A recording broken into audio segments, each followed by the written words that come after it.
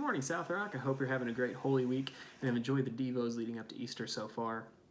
Today is Maundy Thursday, which we'll talk about what that means here in a second if you've never heard that term before. We are in John 13. So Jesus at Passover. It's a major Jewish holiday celebrating something that happened in Exodus. I can't get into it because I don't have that much time. I really wish I could, but we're going to breeze into what Jesus did in John 13 at the Passover meal that he shared with his disciples. So the first thing he does is he washes their feet. This is a huge deal. Jesus is considered their teacher, their leader. They know him to be the Messiah, which is this huge, huge deal. This is a king, and he's washing their feet. I mean, I'm not a big feet guy. I wouldn't want to wash someone's feet, especially if they've been walking around in dirt and dust alongside animals and other people in their bare feet and sandals all day.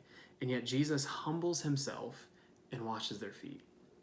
And this is a big deal. And he addresses that in 13:12. He says, "Do you understand what I have done to you?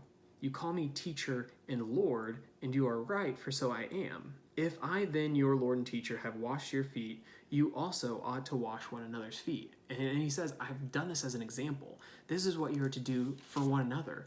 Get into this lowly serving position, something that no one wants to do, washing these people's feet, and you have to do it. This is the example I'm saying for you. You must be in this lowly serving position for one another. He continues a few verses later, after singling out Judas as his betrayer, he continues with something that he says is a new commandment. Like I said, today's Maundy Thursday, and people believe that we get it from this Latin word that is the word for mandate also.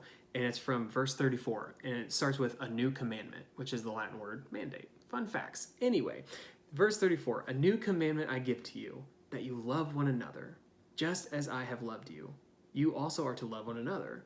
By this all people will know that you are my disciples, if you have love for one another." And so Jesus has two huge examples of what we are to do for each other, for the church. Washing feet and loving one another, which to me gives me two questions for you. It makes me think about it myself. The first one's more of a doing question. How can you wash feet right now? I mean, we're stuck at home, but man, you might have kids checking in on you. You might have family around you. You might have neighbors that you know are in need, or maybe that you've talked to and know you can do something for. How can you wash feet right now? Maybe it's even a Facebook post on somebody's wall that just says, "Hey, I'm thinking about you." How can you wash feet today?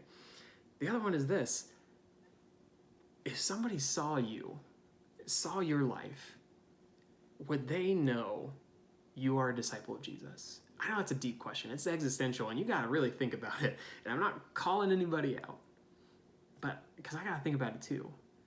If somebody looked at my life, would they see love for another disciple, love for each other, love for the church, to the point where they would say, "That's one of Jesus's.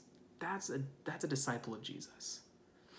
This is what he teaches leading into Holy Week. He's about to go into a horrific death, and yet his mind is set on teaching the disciples to love and serve each other and the church.